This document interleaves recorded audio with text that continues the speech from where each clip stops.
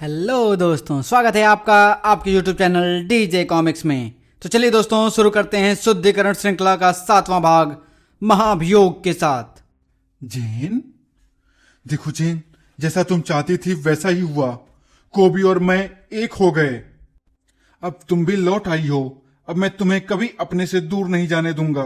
तुम कुछ कहती क्यों नहीं जेन? मुझे कुछ सुनाई नहीं दे रहा है। तुम क्या बोल रही हो जेन? कोबी! नहीं जेन, फिर से नहीं। मेरा ध्यान भंग करने की चेष्टा जिसने की है उसे चीर कर रख देगा भेड़िया। पिताश्री, आप यहां? तुम्हारा कुशल क्षेम पता करने आया था पुत्र। मैं कुशल हूं पिताश्री, किंतु इतने समय पश्चात आपको देखकर अचंभित हूं। आप कैसे हैं मेरे जन्मदाता? मैं भी स्वस्थ हूं पुत्र। तुम्हें देखकर और तुम्हारी कुशलता जानकर अधिक प्रसन्न हूं। लेकिन पुत्र, क्या तुम्हें ज्ञात है कि न्याय परिषद जागृत हो चुकी है? न्याय परिषद? यह न्याय परिषद क्या है? पुत्र, करोड़ों वर्ष पूर्व जब प्रकृति ने हम भेड़ियों को इस सृष्टि का संरक्षक बनाया था, तब उन्होंने कई दैवी शक्तियों की भी उत्पत्ति की थी जो हमारा मार्गदर्शन कर सकें और कभी हम पथ भ्रष्ट हो जाएं तो हमें दंडित कर सकें। ऐसा ही एक शक्ति है न्याय के देवता देव अरण्याक्ष और उनकी न्याय सभा, जो तभी जागृत होती है जब हम पर कोई महाअभियोग लगाया जाता है। अरण्याक्ष? हाँ पुत्र, और जिस पर महाअभियोग लगा है उसे अपनी निर्दोषिता साबित करनी होती है, अन्यथा न्याय परिषद उसे विधि अनुसार दंडित करती है। न्याय परिषद जागृत हो चुकी है पुत्र, और कटघरे में हम भेड़िया वंशी हैं, और इस बार हमारे निर्दोष साबित होने का कोई अवसर नहीं है, क्योंकि न्याय सभा में जो न्याय की देवी बनकर आई है वह और कोई नहीं बल्कि तुम्हारी मां सुवरिया है। इसका अर्थ यह है कि कुछ समय पूर्व जिन लोगों ने मुझे जड़ करके मुझ पर दोषपूर्ण होने का आरोप लगाया था वह देव अरण्याक्ष और उनकी न्याय परिषद थी। 50,000 वर्ष पूर्व कोकड़ी के कारागार में। बोलो वुल्फा, जवाब दो, क्या हमारा कोई पुत्र था? सुवरिया, अपने दिल में झांक कर यह सवाल स्वयं से करो, तुम्हें जवाब मिल जाएगा। मुझे अपने वाकजाल में सुलझाने की कोशिश मत करो दोस्त वन्य प्राणी। मेरे पास तुम्हारे प्रश्नों का कोई उत्तर नहीं है सुवरिया। तुम मेरी नजर में हमेशा से एक पशु ही रहे हो वुल्फा, एक असभ्य और अस्वच्छ वन्य पशु। परंतु फिर भी मुझे लगा था कि इतने समय कारावास में रहने के पश्चात तुम में कुछ सुधार आया होगा, पर आज तुमने मुझे फिर से गलत सिद्ध कर दिया। मुझे माफ कर देना सुवरिया, मैं तुम्हें सच्चाई से अवगत नहीं करा सकता, क्योंकि अगर मैंने ऐसा किया तो तुम उस पुत्र से हाथ धो बैठोगी जो तुम्हारे गुम स्मृतियों में अटखेलियां करता है। क्या बात है राजन, आप इतने चिंतित क्यों प्रतीत हो रहे हैं? मेरी चिंता का कारण सुवरिया और उसके पुत्र की स्मृतियां हैं राजगुरु। ऐसा कैसे हो सकता है राजन? हमने तो युवरानी की सभी स्मृतियां मिटा दी थीं। इतना ही नहीं, हमने विशेष तंत्र अनुष्ठान कर सुवरिया को पुनः कौमार्य प्रदान किया था ताकि वो स्वयं को एक कुंवारी कन्या ही समझे। यह सत्य है राजगुरु, पर फिर भी धुंधली ही सही उसकी स्मृतियों का कुछ अंश अब भी उसके सुप्त मातृत्व को झंझोड़ रहे हैं। मातृत्व के उस प्रबल एहसास ने उसे इतना आंदोलित कर दिया है कि वह चोरी छुपे वुल्फा से मिलने कारागार तक पहुंच गई। ओह, यह तो चिंता का विषय है राजन। यदि कुमारी सुवरिया वुल्फा तक पहुंच गई है तो कुछ भी अनर्थ हो संभव है। वुल्फा ने उन्हें कुछ बता तो नहीं दिया? चिंता न करें गुरुदेव, हमने वुल्फा को यह बता रखा है कि कोबी हमारे कब्जे में है, और अगर उसने सुवरिया को कुछ भी बताया तो हम उसके पुत्र को मार देंगे। वुल्फा जीते जी अपना मुंह कभी नहीं खोलेगा, परंतु मुझे सुवरिया की तरफ से है। अपने पुत्र के लिए पनपी सहज जिज्ञासा कहीं सुवरिया को इतना विद्रोही न बना दे कि वो कोंकड़ी की सीमा पार कर वुल्फानो पहुंच जाए। अगर ऐसा हुआ तो सुवरिया को हम सच जानने से नहीं रोक पाएंगे।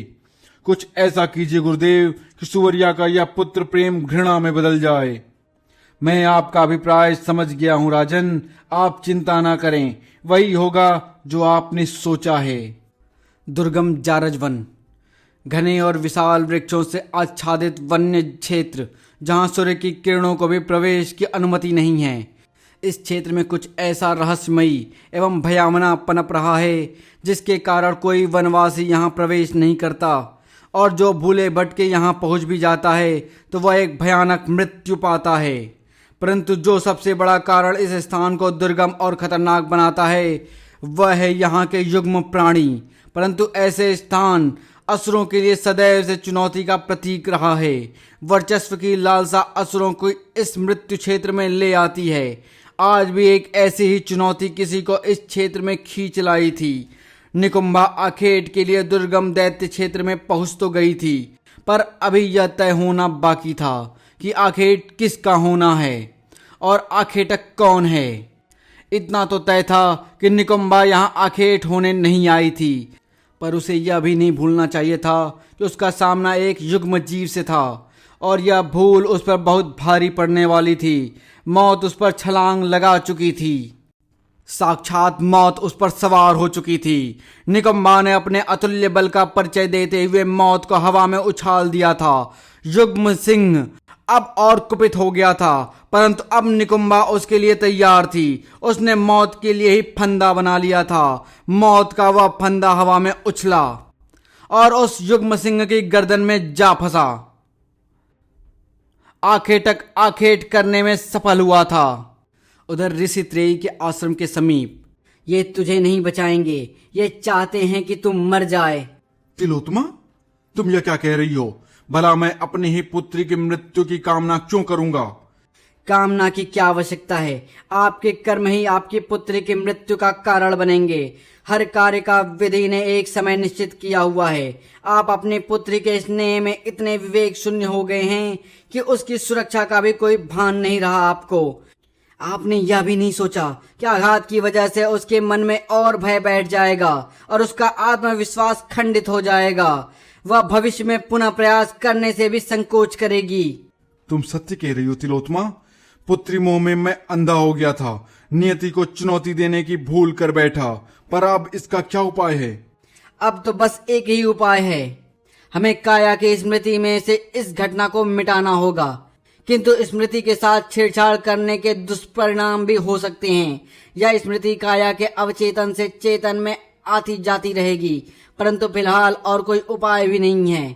तो आओ अपनी आत्मिक ऊर्जा को एक करें। यह ऊर्जा काया के मस्तिष्क से उन स्मृतियों को मिटा देगा। माँ, पिताजी, आप दोनों और मैं यहाँ कैसे आ गई? लो, अब तुम भी चीजें भूलने लगी काया। भूलने की उम्र तो हमारी है। तुम ही तो हमें वन भ्रमण के लिए लेकर आई थी और थक कर सो गई थी। देखो, मैं तुम्हारे लिए ताजे और स्वादिष्ट फल लाई हूँ। आश्चर्य है, मुझे कुछ याद क्यों नहीं आ रहा है? तभी, अरे यह तो नगाड़ा संदेश के स्वर हैं और पंचसंघ की बैठक बुलाई जा रही है। हमें तुरंत जाना होगा। उफ, यह क्या हो रहा है मेरे साथ? बार बार प्रयास करने के पश्चात भी मैं ध्यान नहीं लगा पा रहा हूँ। मैं अपने मन को एकाग्र क्यों नहीं कर पा रहा हूँ? शायद उन अतृप्त आत्माओं को मेरी कैद से बाहर निकलने से मेरा मन व्यथित है, या शायद काया ने मेरे भैरवी बनने के निवेदन को ठुकराकर मेरे अहम को चोट पहुंचाई है। यह मेरे चरित्र और स्वभाव दोनों के विरुद्ध है। अवधूत स्वयं इतना समर्थ और सशक्त है कि वह बिना किसी की सहायता के लिए अपने लक्ष्य की पूर्ति कर सकता है। अब मैं ऐसी आसक्ता को पुनः प्रदर्शन कभी नहीं करूंगा। अब मैं अपने दम पर ही उन दुष्ट आत्माओं का दमन करूंगा। गड़ गड़ गड़ गड़ गड़ गड़ गड़ गड़। वेलकम कैप्टन, जंगल स्टेशन में आपका स्वागत है। आपके काम के सारे वेपन्स और इक्विपमेंट्स यहाँ मौजूद हैं। यह एक एडवांस लैब है। आप अपना काम शुरू कर सकते हैं। Thanks major. किंग कब तक आएंगे? बहुत जल्द। उनके बिना तो हम यह ऑपरेशन शुरू भी नहीं कर सकते। समूह की लेटेस्ट रिपोर्ट क्या है? वे घाटी से बाहर आ रहे हैं। उनके पास कुछ मिस्टिकल वेपन्स भी हैं और वे बहुत खूंखार हैं। और वह भेड़िया, उसके बारे में क्या जानकारी है? वह अभी हमारे लिए थ्रेट नहीं है। वह किसकी पक्ष लेगा यह अभी क्लियर नहीं है। नहीं मेजर, हमें यकीन है कि भेड़िया मानव के विरुद्ध ही खड़ा होगा। हमें उसे पृथ्वी से मुक्त करना होगा। अभी हमें समूह की ताकत का कोई अंदाजा नहीं है। पता नहीं वे कौन हैं, कितनी तादाद में हैं। अभी हमें सही समय आने तक बस नजर बनाए रखनी है।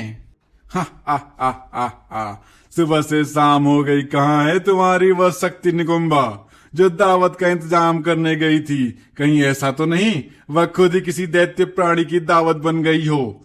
अपनी जिह्वा को नियंत्रण में रखो असुरा। देवी निकुंभला की शक्ति का कोई भी दैत्य प्राणी बाल भी बाका नहीं कर सकता। यह आप सभी का भ्रम है असुर गुरु।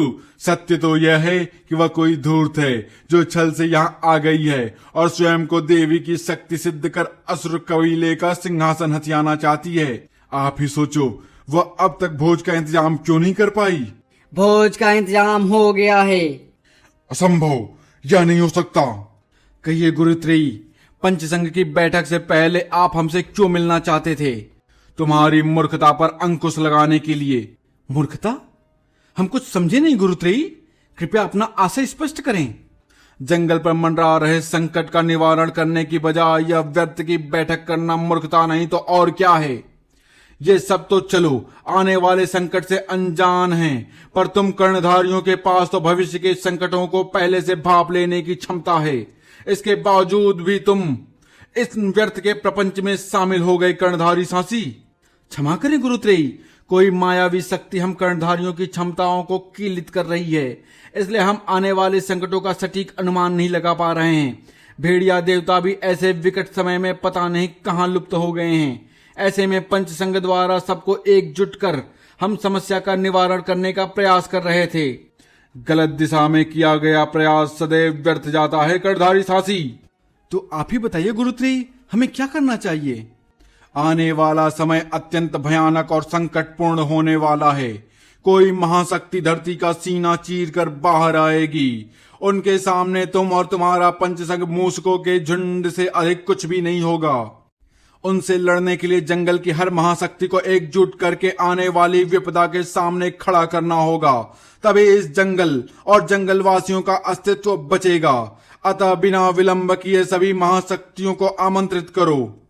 मुझे पंचसंघ की बैठक का संदेश तो मिल गया था, पर किसी आवश्यक कार्य के कारण थोड़ा विलंब हो गया। क्षमा प्रार्थी हूँ। आओ गरुणा, अधिक विलंब नहीं हुआ। फिर तो हम भी सही समय पर ही आए हैं। वाह, इतने सारे प्राणी। कितने दिनों के बाद किसी महत्वपूर्ण बैठक में शामिल होने आया हूँ। तुम सबकी इतनी हिम्मत, तुम लोग यहाँ कैसे आ गए? नहीं गरुणा, रुको, इन्हें मैंने बुलाया है। क्या? परंतु क्यों? ये सब तो जंगल के शत्रु हैं। जो आपदा आने वाली है उसके लिए जंगल की हर अच्छी बुरी शक्तियों को इकट्ठा होने की आवश्यकता होगी। आप सबका बहुत बहुत धन्यवाद, आप लोग मेरे बुलावे पर यहाँ आए। इसी में धन्यवाद कैसा? हम सब भी इसी जंगल के वासी हैं। जंगलवासी हमारे बारे में कुछ भी कहें या समझें, यह वन हमारा भी है और हमें भी प्रिय है। हाँ, यदि जंगल ही नहीं रहेगा तो दौदंड की भूख कैसे मिटेगी? इतने बड़े बड़े धुरंधर यहाँ इकट्ठे हो रहे हैं, कुछ तो बड़ा होने वाला है।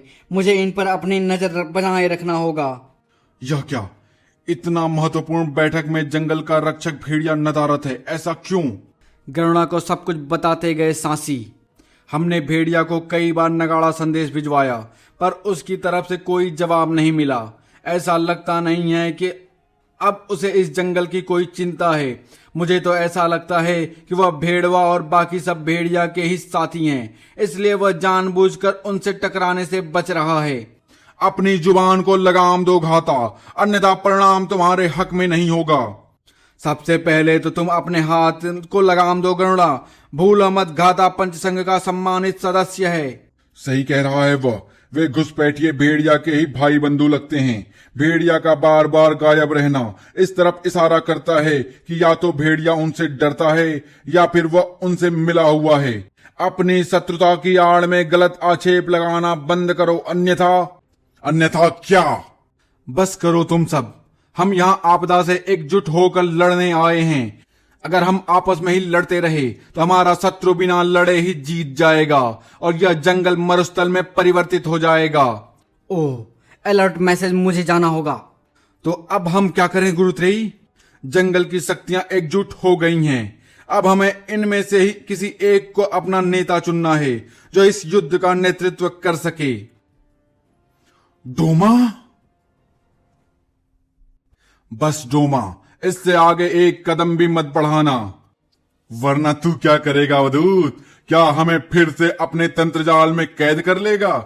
नहीं, इस बार तू ऐसा नहीं कर पाएगा अवधूत, क्योंकि तेरा तंत्रजाल टूटने के कारण तेरी शक्ति छिड़ हो चुकी है और मैंने तेरे तंत्रजाल से आजाद हुई हर एक दुष्टात्मा को डोम में परिवर्तित कर दिया है। अब डोमा अपना वो उद्देश्य पूरा करेगा जो मृत्यु के कारण अधूरा रह गया था, इस जंगल पर अधिकार। तेरा यह स्वप्न कभी पूर्ण नहीं होगा डोमा। मेरी शक्ति कम अवश्य हुई है, परंतु इतनी भी कम नहीं हुई है कि तेरे जैसा बिगड़ैल दुष्ट आत्माएं यूं सरेआम अपनी मनमानी कर जाएं। यह अवधूत की अग्नि रेखा है डोमा। तुम या तुम्हारी कोई भी डोम इस रेखा को पार नहीं कर सकता, अन्यथा यह तंत्र अग्नि उसे भस्म कर देगी। यह अग्नि रेखा ज्यादा समय तक डोमा और उसके डोम सैनिक को नहीं रोक पाएगी। मुझे इन्हें रोकने का उपाय शीघ्र सोचना होगा, वरना जंगल में कोई जिंदा नहीं बचेगा। सब डोम बनकर डोमा के गुलाम बन जाएंगे। इधर अवधूत डोमा और उसकी डोम सेना को रोकने के हेतु भरसक प्रयत्न कर रहा था। वहीं दूसरी तरफ जो इस महाविनाश को रोक सकता था वह एक अलग ही उलझन में उलझा हुआ था। इसका अर्थ यह हुआ कि वर्षों पूर्व ये कालजयी आपके अन्याय के शिकार हुए थे और अब अपना अधिकार पाने हेतु उन्होंने न्याय परिषद को जागृत किया है। हाँ पुत्र, परंतु मैंने उनके साथ कोई अन्याय नहीं किया था। अवधि पूर्ण होते ही हम उन्हें वापस बुला लेते, परंतु आपने तो तब भी कोई अन्याय नहीं किया था जब आपने छल से मेरी माता के साथ विवाह किया था।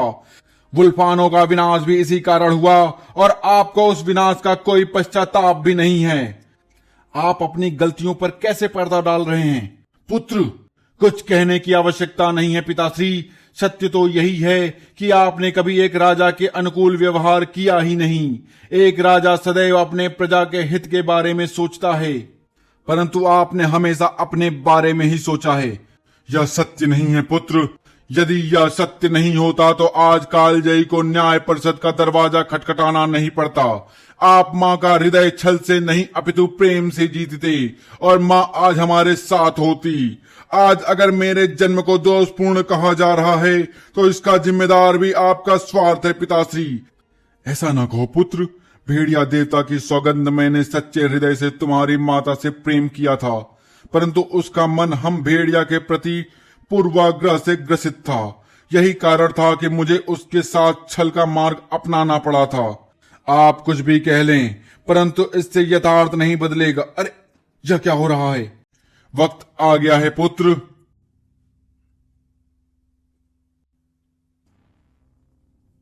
देव अरण्याक्ष की जय, न्याय परिषद की जय। शांत परिषद गणों शांत। वीर यक्ष, रूप यक्ष, आज काफी वर्षों बाद न्याय परिषद एक बार फिर से जागृत हुई है। परिषद की कार्यवाही आरंभ करो। जो आज्ञा देव। प्रथम वाद कालजयी विरुद्ध सम्राट वुल्फा के मध्य होगा। दोनों पक्षों को न्याय परिषद में लाने हेतु न्याय लड़ाकों को भेजा जाए। न्याय लड़ाका? चलिए महाराज, आपका वाद शुरू हो गया है। ठहरो, मैं भी पिताजी के साथ चलूंगा। कुमार को भी नियमानुसार केवल वादी और प्रतिवादी पक्ष को ही न्याय परिषद में सम्मिलित होने का अधिकार है। मुझे पूरा अधिकार है यह देखने का कि कहीं मेरे पिता के साथ कोई अन्याय तो नहीं हो रहा है। युवराज को भी सावधान, आप न्याय परिषद की कार्यवाही में बाधा डाल रहे हैं। इसका परिणाम आपके हित में नहीं होगा, इसलिए हट जाइए सामने से। चलिए सम्राट। यह कैसी धृष्टता है न्याय लड़ाके? तुम्हें केवल आरोपी को लाने भेजा गया था। क्षमा करें धर्मराज, युवराज को भी छल से यहां आए हैं। एक पुत्र होने के नाते अपने पिता के वाद में सम्मिलित होना मेरा अधिकार है और यह अधिकार मुझसे कोई छीन नहीं सकता। युवराज को भी, आप जानते हैं कि आपकी यह हठधर्मिता और उद्दंडता आपके लिए कठोर दंड का कारण भी बन सकता है। किस न्याय विधान में यह लिखा है कि अपने पिता का पक्ष लेना हठधर्मिता और उद्दंडता है? सम्राट वुल्फा, आपका पुत्र लगातार न केवल नियमों की अवहेलना किए जा रहा है, अपितु वर्षों से चले आ रहे हमारे न्याय विधान को चुनौती भी दे रहा है। इसकी भूल को क्षमा कर दीजिए देव। उसने जो कुछ भी किया अज्ञानतावश किया है। अपने दुष्ट कृत्यों को अज्ञानता और भूल का नाम देना क्या तुम्हारे वंश की परंपरा है सम्राट वुल्फा? माँ? सुवरिया? न ये यहाँ किसी की माँ है और न ही किसी की पत्नी। न्याय की देवी सुवरिया का इस न्याय परिषद में स्वागत है। आसन ग्रहण करें देवी। धन्यवाद देव। माँ, नियमानुसार एक बार जो न्याय परिषद में प्रविष्ट हो गया उसे प्रक्रिया पूर्ण हुए बिना वापस नहीं भेजा जा सकता। परंतु तुम्हें यहाँ किसी भी तरह के वाद विवाद में सम्मिलित होने की आज्ञा नहीं होगी। यदि तुमने अब कोई भी नियम भंग किया तो तुम पर कठोर कार्यवाही की जाएगी। रूपयक्ष, वादी पक्ष को प्रस्तुत करो। जो आज्ञा धर्मराज। वादी पक्ष प्रस्तुत हो। तो आप हैं सम्राट वुल्फा, वुल्फानों के पतन के जिम्मेदार, एक कमजोर और अयोग्य शासक। अपनी जीवा को नियंत्रण में रख भेड़वा। मेरी सभी इंद्रियां मेरे नियंत्रण में ही रहती हैं कुमार को भी, इसलिए मैं कभी किसी के पास में नहीं फंसा। रुक जाओ पुत्र, आप इनके सम्राट हैं, इन्हें आपसे सम्मान पूर्वक बात करनी चाहिए। ये इस वक्त सिर्फ एक आरोपी हैं। जब तक ये वाद चल रहा है उनको सम्राट होने का कोई भी लाभ नहीं दिया जा सकता। वुल्फा पर वादी पक्ष ने आरोप लगाया है कि वुल्फा ने कालजयियों के निर्वासन की अवधि बीतने के बाद भी उन्हें वापस नहीं बुलाया। अब वुल्फा को सिद्ध करना है कि उनका आरोप मिथ्या है, अन्यथा वुल्फा दंड के अधिकारी होंगे। इस वाद विवाद में वादी पक्ष का तर्क वीर यक्ष रखेंगे और प्रतिवादी का रूप यक्ष। कार्यवाही आरंभ की जाए। यह क्या पिताश्री, बिना आपकी सहमति के आपका पक्ष रखने वाले का चुनाव कैसे हो सकता है? यह तो सरासर अन्याय है। सावधान युवराज, आपको यहां सिर्फ मुख्य दर्शक के रूप में सम्मिलित होने की आज्ञा मिली है। पुत्र, वीर यक्ष और रूप यक्ष न्याय के देवता अरण्याक्ष के अंतर्मन से उत्पन्न हुए हैं। वे कभी किसी के साथ भेदभाव नहीं करते। वुल्फा, न्याय परिषद को बताइए कि क्या कारण था कि कालजाइयों के निर्वासन की अवधि पूर्ण होने के पश्चात भी आपने उनको सतह पर नहीं बुलाया। क्योंकि उस वक्त मैं योग निद्रा में लीन था। वुल्फानों के नष्ट होने के बाद जीवन उद्देश्यहीन हो गया था, इसलिए योग निद्रा ही मुझे अंतिम मार्ग नजर आया। और आपने अपने कर्तव्यों से आंखें मूंद लीं, भूल गए कि आपके द्वारा निर्वासन का दंड झेल रही आपकी ही प्रजा आपके आवाहन की प्रतीक्षा कर रही है। नहीं, यह सत्य नहीं है। यदि यह सत्य नहीं है तो आपने ऐसा कोई उपाय क्यों नहीं किया कि अवधि पूर्ण होने के पश्चात कालजयी वापस आ सकें? मैंने व्यवस्था की थी। तंत्रगणों द्वारा एक प्रणाली निर्मित की गई थी जो निर्वासन अवधि पूर्ण होने पर संकेत देती, परंतु वुल्फानों पर हुए हमले के दौरान कदाचित वह प्रणाली ध्वस्त हो गई और उस युद्ध में तंत्रगण भी नदारद हो गए, इसलिए हमें अवधि पूर्ण होने की सूचना नहीं मिल पाई। आप तंत्रगणों की आड़ में अपने कर्तव्य से पल्ला नहीं झाड़ सकते। मेरी दृष्टि में वुल्फा पूर्णतः दोषी है और इन्हें कठोरतम दंड मिलना चाहिए। क्षमा करें न्याय श्रेष्ठ, माना कि वुल्फा से भूल हुई थी, पर वो इस कृत्य के दोषी कतई नहीं है। हमें यह नहीं भूलना चाहिए कि वुल्फानों के नष्ट होने के बाद वुल्फा किस मानसिक यंत्रणा से गुजर रहे थे। यह सत्य है धर्मराज, मेरी आंखों के सामने मेरा साम्राज्य नष्ट हो चुका था। मेरी पत्नी ने मुझे त्याग दिया था। मुझे 20 वर्षों तक बंदी बनाकर रखा गया था। वुल्फानों की अंतिम उम्मीद मेरा पुत्र पाषाण प्रतिमा में परिवर्तित हो चुका था। मैं तो जीने की आशा भी खो चुका था। अरे वाह, कितनी आसानी से वुल्फा ने अपने मानसिक स्थिति का हवाला देकर अपने कायरतापूर्ण अपराध से पल्ला झाड़ लिया, जबकि उनकी इस अदूरदर्शिता के कारण एक पूरी पीढ़ी किस मानसिक यंत्रणा से गुजरी होगी उसका अनुमान लगा पाना भी असंभव है। याद रहे कि राजा के लिए प्रजा ही पुत्रवत होता है। वुल्फानो तबाह होने का ढिंढोरा पीट रहे वुल्फा केवल अपने पुत्र को वुल्फानो की अंतिम उम्मीद बता रहे हैं, जबकि वुल्फानो की आधी प्रजा कंदरा में तिल तिल सतह पर आने को तड़प रही थी, जिन्हें वुल्फा ने बिसार दिया और उसी के वे दोषी हैं। सत्य तो यह है कि आप एक अक्षम शासक साबित हुए हैं सम्राट वुल्फा। आपने भेड़िया कुल को कलंकित करने का कार्य किया है। आपने संभोग जैसे महानायक की गौरवशाली परंपरा को धूमिल करने का कार्य किया है। आपने क्षणिक सुख की पूर्ति करने के लिए संपूर्ण वुल्फानों की सुरक्षा ताक पर रख दी। वुल्फानों के विनाश का जिम्मेदार और कोई नहीं, स्वयं आप हैं। आपने हर बार अपना कर्तव्य निभाने में चूक की है। आपका अपराध अक्षम्य है। मैं न्याय परिषद से यह प्रार्थना करूंगा कि सम्राट वुल्फा को कठोरतम दंड दिया जाए, ताकि कोई भी शासक ऐसी कर्तव्यहीनता का पुनः प्रदर्शन करने की चेष्टा न करे। सम्राट वुल्फा, आपको अपनी सफाई में कुछ और कहना है? नहीं धर्मराज, जब मेरा पुत्र ही मुझे दोषी मानता है तो मुझे अपना अपराध स्वीकार लेना चाहिए। यह अंतिम अवसर है सम्राट, इसके पश्चात आपको पुनः अपना पक्ष रखने का अवसर नहीं मिलेगा। नहीं धर्मराज, मुझे कुछ नहीं कहना। पर मुझे कहना है। युवराज, आपको पहले भी चेतावनी दी गई है। मैं न्याय परिषद का आदर करता हूँ, परंतु मेरे पास कुछ ऐसा साक्ष्य है जिनसे मैं ये प्रमाणित कर सकता हूँ कि मेरे पिता निर्दोष हैं। मुझे बस एक अवसर प्रदान करें देव। देव युवराज न्याय परिषद को भटकाने की चेष्टा कर रहे हैं।